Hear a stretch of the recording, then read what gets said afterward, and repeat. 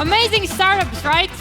And now it's time to talk about a topic that is very, very close to my heart. And I'm especially excited because we have three panelists who are really, really experienced in this topic. So please join me in welcoming Ilona Bernotaitė, the Chief People Officer at KiloHealth. Liina, Laas, Head of Expansion and the CE region at Deel, and Kaarel Holm, the co-founder and CEO at Meetfrank.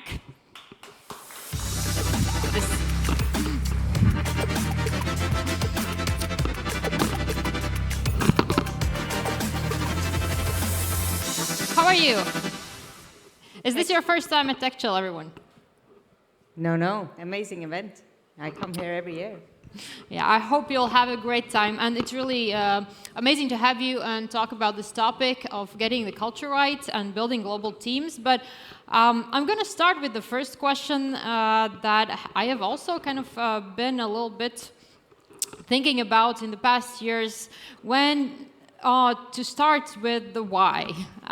We build culture, but startups are in their essence, they grow, they have investors, they have their employees, they need to pay salaries, everyone is expecting the numbers, the KPIs and the OKRs. So how do you explain the value of a culture, of why do you need to invest in building a culture in a startup when you are growing so fast? And Ilona, I know you have been growing a lot these past time. Maybe you can start and tell me a bit more how you built out the culture and how the management and the founders and the CEOs understood why you need to invest in culture from the beginning. Yeah, we actually in the last, I would say, 3 to 4 years grew from the team of 20 to 800 plus. The second fastest growing company in Europe. By Financial Times announced, last year. At least in KiloHealth, and actually for the founders who are here, that would be my recommendation, and that's what happened in KiloHealth. The culture was driven by the founders, and what Tadas Burgaila, one of the main co-founders, told me once, he was like, well, building the company is like having a hotel. You decide what the hotel will look like and who will you let in and how you will treat the guests, and then how the guests will give a feedback about you and how they will behave and what values they will follow.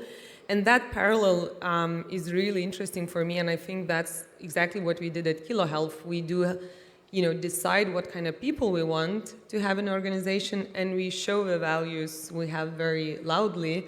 And I think that what brings us and makes us a strong community of people. That's why people enjoy working for us.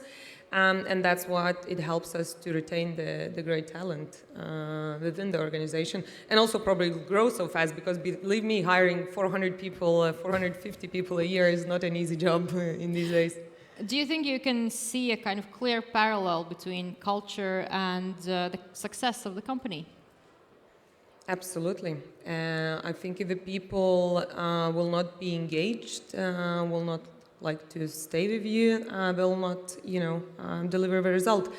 For us, I think our main kind of culture statements almost was the taking risks, being creative, and it's all about the people, which I can tell later how we do that and what initiatives we take to kind of enhance those cultural statements to drive people to actually follow them.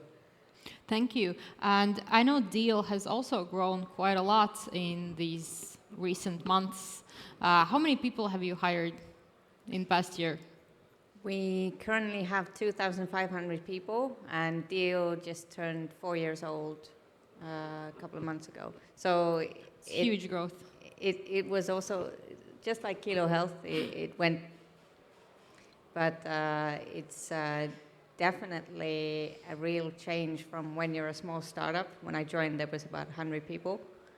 So you have to put some wheels in motion, have processes, and get the culture right. And how, just repeating maybe the same question, how do you bring this parallel between culture and success, and how do you argument with your management and the CEOs, and how do the founders and the management understand the value of culture when you are, especially when you are growing so very fast, when you maybe don't have the time to think about of all of the frameworks and the structures, you're just hiring hundreds of people a year, and where does culture come into that? It does come a lot back to what Ilona said, that we hire people who represent our values. So one of our values is we hire happy people. So the glass is always half full, and that means that you go the extra mile to get stuff done. Which is, it's also been interesting for me to see how a company changes from 100 people to 2,500, because it's really not the same. But I think the enthusiasm does shine through, but you have to then start thinking of processes of whys and hows. Thank you. I know, Meetfrank, you don't have probably not just your own experience, but since you also work in headhunting, help startups headhunt, you also see the trends of a lot of local and European companies and how they approach culture. Maybe starting with your own experience of building a culture in a company that also includes kind of working with other companies that promote their culture. How did you approach building culture in Meetfrank?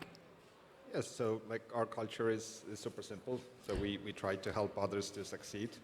But yeah, I do agree with what has been said on the stage before. So culture is probably the main driver of performance, and especially if you grow extremely fast, this is the only thing that kind of keeps your company together. So it's like this kind of code of behavior.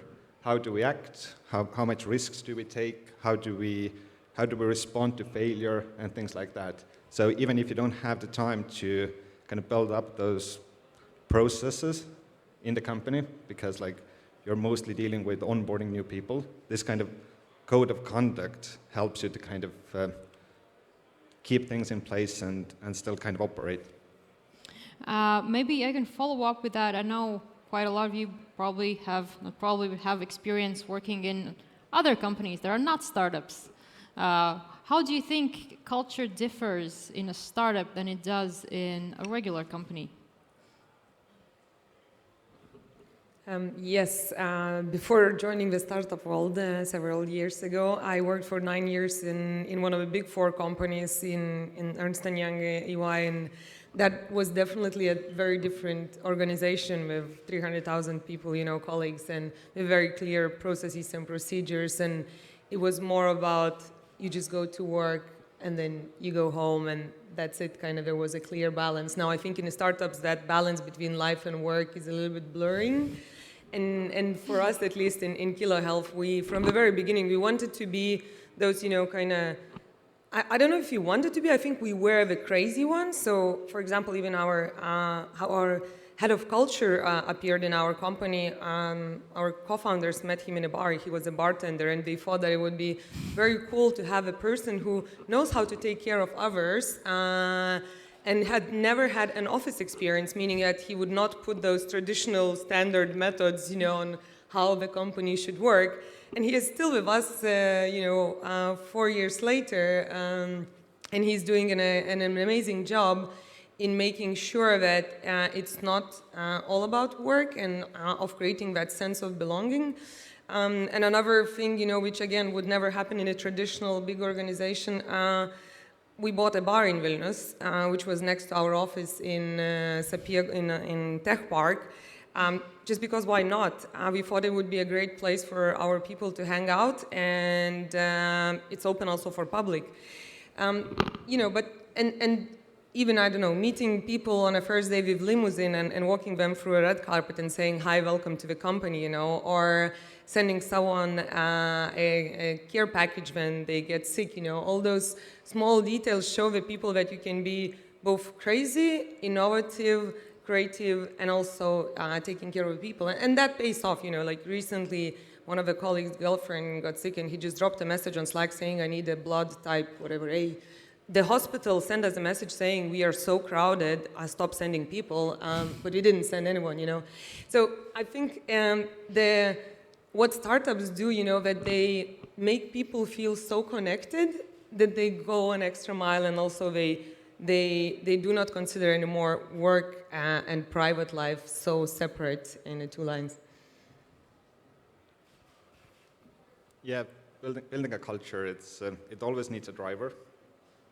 So it's not about like whether you're kind of startup or a corporate. It's more about, do you have this kind of sense of ownership, or like do you have founders in place? So it's like culture. It's a kind of fragile thing.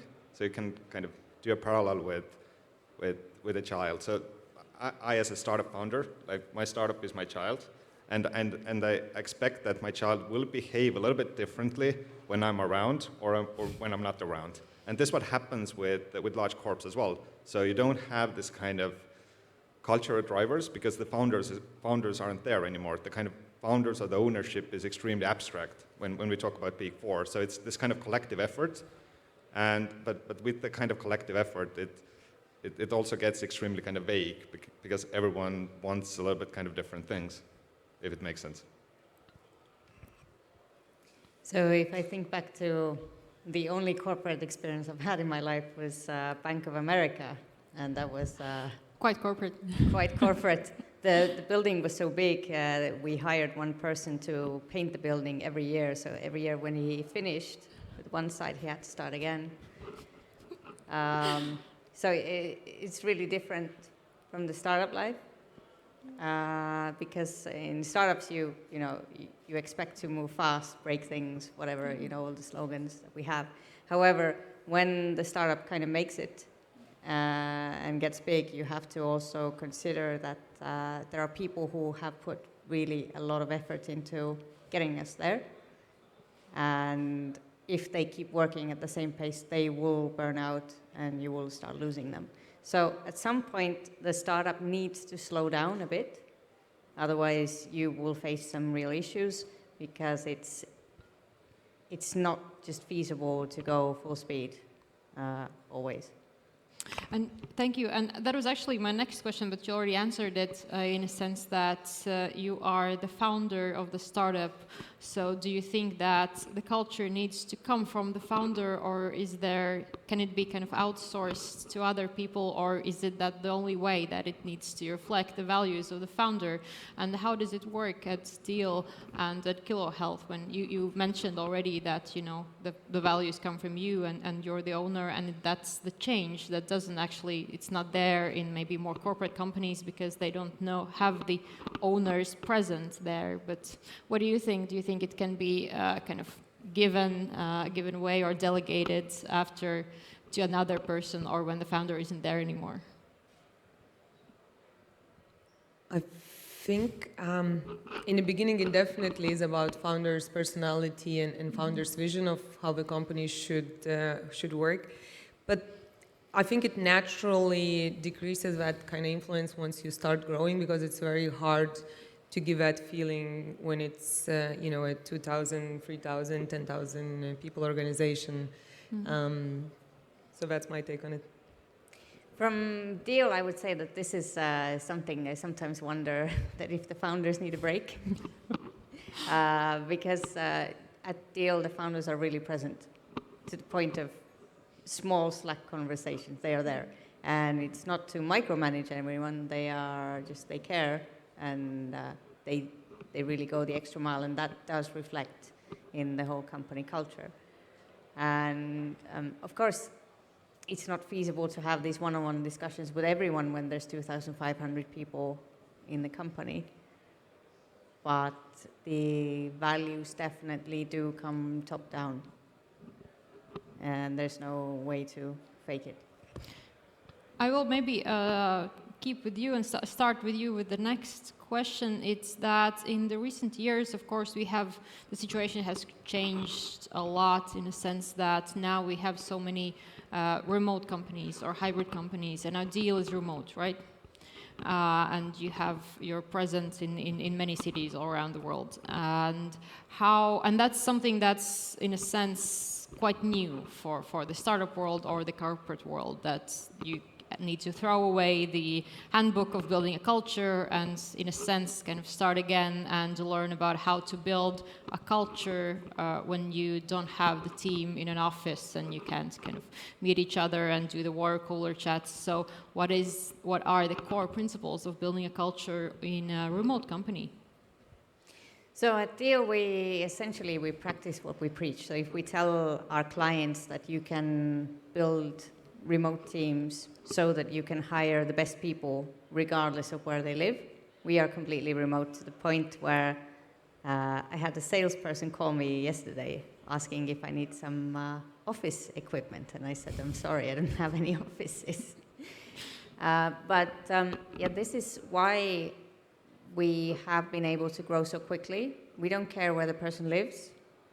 We care that it's the right person, and then everything else falls into place. Yes, of course, you have to put more effort into onboarding. You have to put more effort into culture, and it would be great to have these times to meet up every now and then, because at the end of the day, we are still people. And sometimes, when there's high stress and you're always behind the screen, you don't really know how the other person feels when they send you an, I hope this email finds you well. So there are definitely things to keep in mind, but if you hire the right people, you've basically won half the battle. What are the frameworks that you use or methods, especially in building the remote team? How is it different? But I think Deel was remote from the start, right? Yes, Deel was remote from start, because essentially the problem came from solving a problem for remote teams. Yeah. That our founders had for their previous companies. And I mean, yes, you have to have some one-on-one calls, make sure that everyone is actually okay, and it can be difficult when there's a lot of people in the organization. But yeah, I don't have a great answer here. I'd say it starts with hiring the right people and then making sure they're okay. We don't really micromanage people. We know that who we have are the best. And if something is happening, we need to help them rather than penalize them.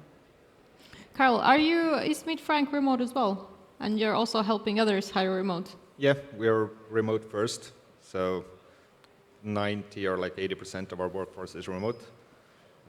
Not me, I still go to the office, but I'm mostly there alone.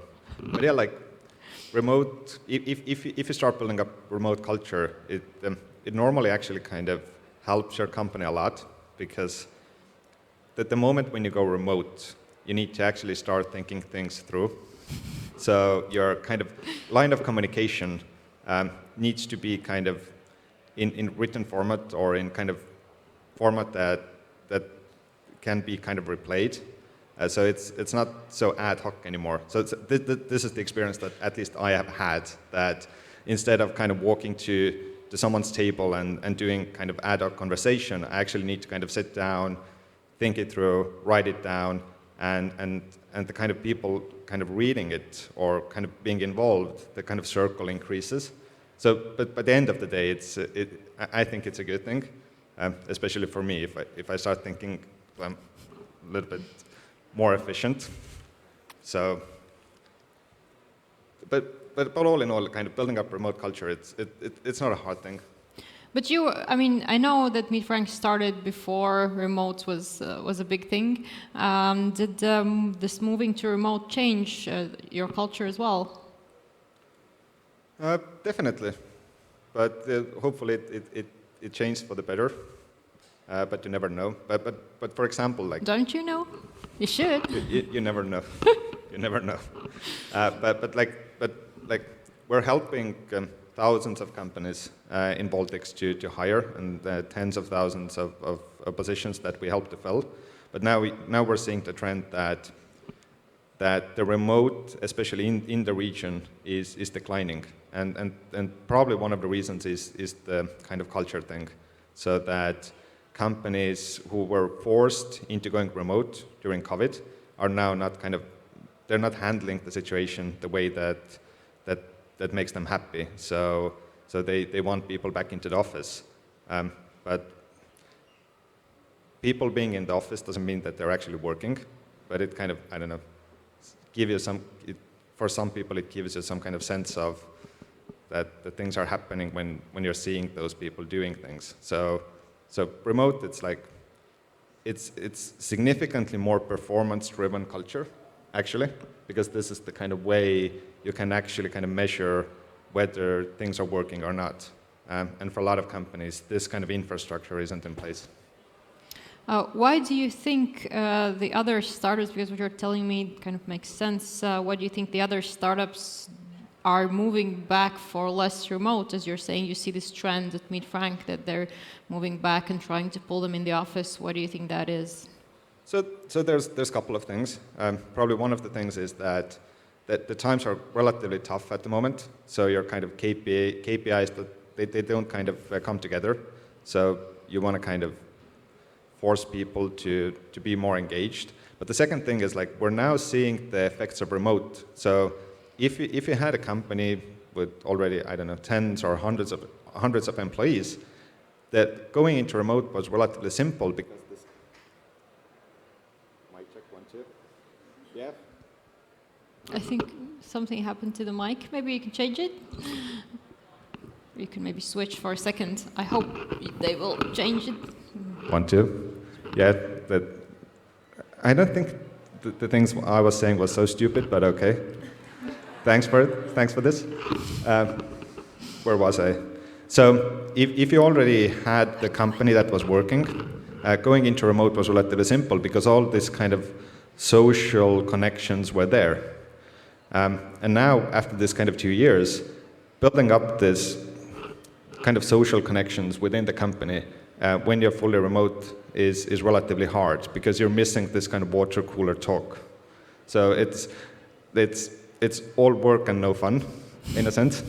But we need to kind of always keep in mind that the largest proportion of our time during the day is spent at work. So there's also needs to be this kind of fun factor in there. So this is what most companies are struggling. We are struggling as well. How to build up this kind of social environment when you just write Slack messages and my average answer is just ok. We've actually built it into tech. So we acquired a company called Roots, I believe, last year. And it's multiple plugins on Slack, and it pairs you up with a random team member. And the goal of the thing isn't to talk about work, it's to meet. So you just have a chat every week. You are paired with someone completely random. You get to know them. For example, I know we have Mariana in LATAM. She likes gardening. Our CTO as well is the master of gardening. He will give you all the tips of how to not get your plants killed.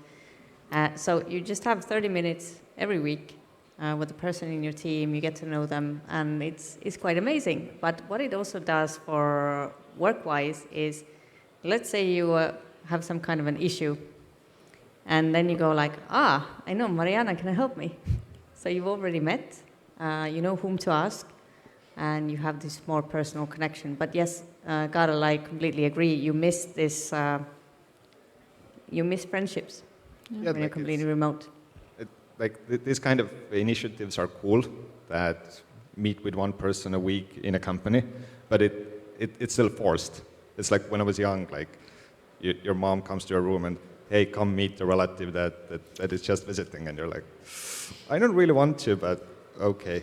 So things in real world, they happen kind of spontaneously, and this is the...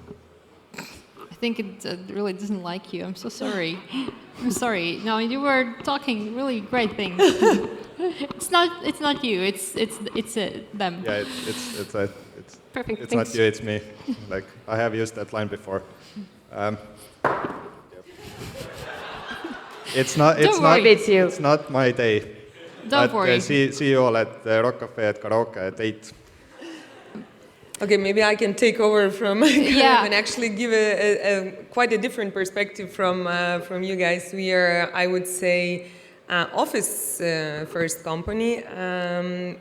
We work in a hybrid, definitely, and most of our offices, or majority of people, work from Lithuanian offices. We have in Vilnius, Kaunas, Klaipėda, but definitely we have maybe 100 people working remote from anywhere around the world. So it's a mix, but I would say for you, especially in the beginning, if you're building a company, my advice would be to decide who you want to be. Do you want to be an office-first company, a remote company, or a hybrid company? Because what challenges we are facing now is we became as an office-first company, and then we said, okay, we also want to unlock this talent, international talent pool, so let's hire someone around. But all the energy and all the culture even, and all the perks and benefits, everything was, office-based. So the people whom we hired, the remote people, they're like, well, we feel a little bit left out because everything happens in the office. And then you have that problem, okay, how do we include those people not to feel left out and actually have the same experience what we are giving, in an office? People on a first day come to our office with a limousine, and to remote people we wave on a Google Meets, hi, welcome to the team.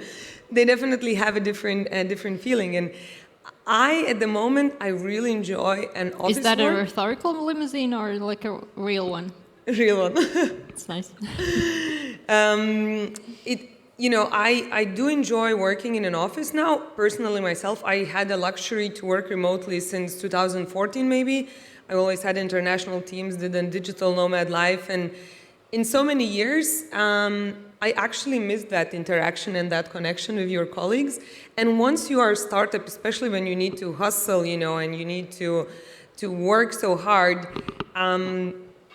the energy and the feeling is totally different when you sit with the team members in the room and you do it all together, and you are, shoulder to shoulder next to each other. And maybe at the point, where you like you said, you have to slow down. Then I think it would be good. And we allow our people to, to take remote time off, travel to whatever, Thailand, Spain, and work from there. But if they're around, let's say Vilnius, they are encouraged, not forced, to come to an office.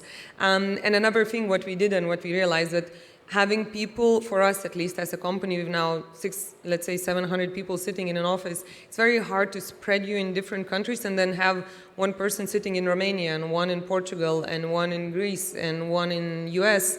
That it's much better than to form also hubs, and that's why we are also in TechChill. We just opened an office in Riga, and we are opening in Estonia. That we definitely see the value of having some hubs and bringing the people together in one location. But I mean, some people want a location. Maybe they don't want to work at home. Maybe the home situation isn't great. Maybe they're screaming children. Maybe there's not enough space. So what we do is everyone gets a global membership of co-working spaces.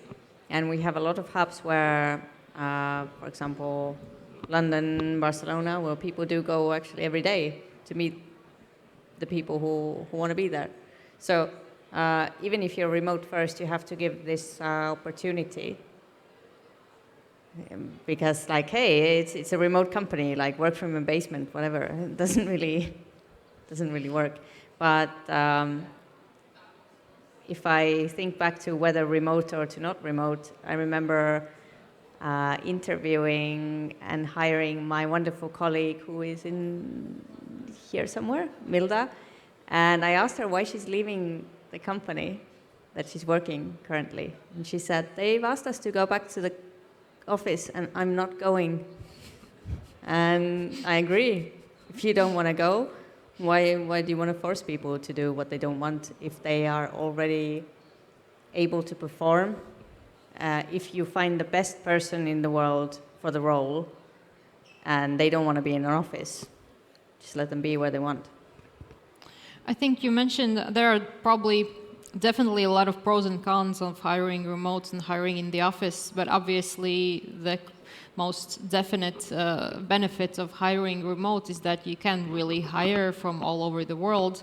But that, of course, itself comes with quite a few challenges. And how do you, maybe both of you who hire also remote, how do you approach that?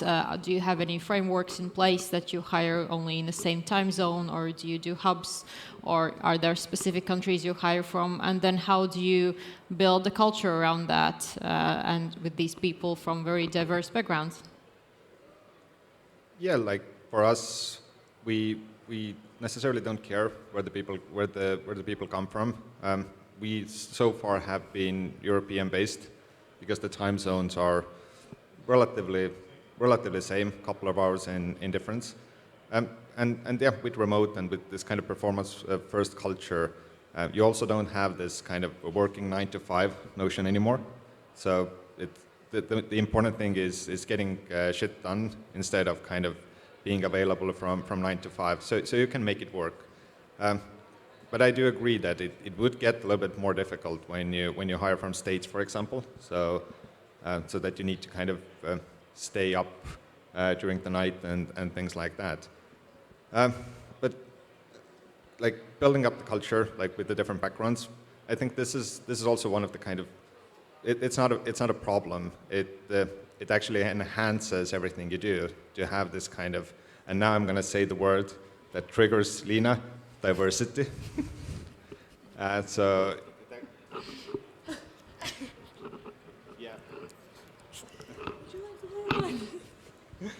Yeah, I'm just going to shut up. Well, I mean, diversity isn't something that you should do because your investors tell you to. Diversity is something you should do because it works and it makes sense. If you have people from different backgrounds, different genders, different cultures, different experiences, they will solve problems faster because someone in the room will know the answer. So it's not a fuzzy, nice thing to do. It works, and we have data to prove it. So at Deel, one of our co-founders is a woman. Also, our team members are from 80 different countries. So we really see that, and it wasn't put into a spreadsheet saying like, hey, we need to hire someone of this religion or someone of this gender. It just naturally happened, and we see that it's working. Hence, we are the fastest growing startup ever. And it works because when you have different people, you bring different experiences. I'm assuming I know the answer for you, but do you think that being remote actually promotes diversity in a company? Because there are also quite a few challenges in a sense that you can, on how you hire people or kind of what you look at when you screen the candidates, or you don't have this opportunity to maybe kind of build these connections or mentorship connections, for example, that you have on site. So there's also kind of the pros and cons of being diverse in an office or remote. So what's your opinion? Do you think there are challenges there as well? And I'd say this is one of our visions as a company, to provide opportunities for people to work for the coolest companies in the world, regardless where they live. So how it used to be was, you want to work for Google, you have to get a green card, you have to move to US, it's a lot of money, and most people don't have that opportunity. Also, the cost of living is obnoxious. So why do you have to leave your family and friends in the country where you want to live for a job, where you can do that job from where you are? And when we're talking about relocation, there's also what a good friend of mine once mentioned, that there's a homesickness tax. So if you're relocating people, they are compromising something, they're leaving something behind, so you have to compensate it, usually in terms of pay, but also other benefits. And, this is fair, but what if they could do the same job, not leaving those things behind? Yeah, I just thought about how our company changed once we started hiring international, becoming more remote even, let's say. When I joined 2 years ago, KiloHealth, we were a Lithuanian language first company, and then we changed in a year, officially announced that from 2022, January 1st, everyone speaks now in English and writes in English. And I think now how many amazing remote colleagues from all around the world, or mainly maybe from Europe, we have. And that I think everyone feels that the mood changed in a company, the feeling changed, I don't know, professional way how we talk, changed. Then last week we had a karaoke in our bar, and actually one of my colleagues, Tom's Latvian colleague, was giving us a Latvian song with another colleague, and all Lithuanians were going crazy, And those little things which brings the cultures with different background people, with different nationalities together, I think it has a very nice touch and a flavor to building a company. Do you think, I understand you're more kind of office and hub-based. How many hubs do you have right now? We have 7 offices at the moment around Europe. Do you have a feeling that there's maybe a little bit of kind of different culture in each hub, and they mix? Yes and no. Again, I loved your statement of you hire only happy people. As we choose whom to hire, I think there is some pattern of what kind of people work for us. So they're in some ways similar, but definitely in some ways also very different because of their national traits or their background, whatever it is. I hope it works. Yeah, it works. Magic. So, having people from different backgrounds helps you to build significantly better products. So, you might think that, especially if you're a first-time founder, you might think that you're going to solve all the problems in the world, but the way you see the world is relatively unique. And if you kind of solve the problems from that perspective, the kind of audience group that will respond to it is relatively small as well. So you need to kind of include people from different backgrounds to kind of build up the diversity, and you will build up significantly better products and services than rather just kind of keeping it in your small circle. So we encourage everyone to kind of go and hire as diverse group of people as possible. And so we have only kind of a few minutes left, so I will ask for my last question, maybe the most challenging one. They say that when all is going well, then the culture kind of blooms by itself and everyone is happy, and when there is kind of challenges and maybe down rounds and the things start getting more challenging. I'm kind of relating to you. So that's where kind of the real culture can be seen. How do you think, how have you seen, since two of you also work a lot with other companies that are hiring, how has it changed in the past year when we've seen quite a lot of recession a bit in the VC sphere, and we've seen layoffs, and how has that affected the startups and their approach to culture? Do you think the culture has helped them overcome the challenges, or maybe the culture kind of got left out a little bit when startups focused on their challenges? So at Deel, we do this thing called Global Hiring Report. So we have over 15,000 clients, and we've had nearly 300,000 contracts, employment or contractor. So we are seeing these changes in the job market, and of course there's a lot of layoffs. Layoffs, in fact, just from people hired on our platform went up 107% in the last year. So there is a significant change, and it's not a nice one, of course. Let's be honest, people went a bit crazy. There was a boom, they overhired. There was no reason to have maybe that many people in a company, but with investment come KPIs, right? So an investor comes and says, I'll give you 10 million, you have to hire 500 people. So that was probably maybe not the smartest KPI to put upon companies. And of course, it's not a nice feeling when you're at a company that is facing layoffs, because you're thinking like, am I next? Who's next? Is my best friend next? What do we do? And this uncertainty really does hinder progress, because people need to be motivated, they need to feel trusted, they need to feel safe in their job. When that's taken away, they are also not going to perform. But, you know, when times are tough, you have to readjust. So sadly, that's what's happening.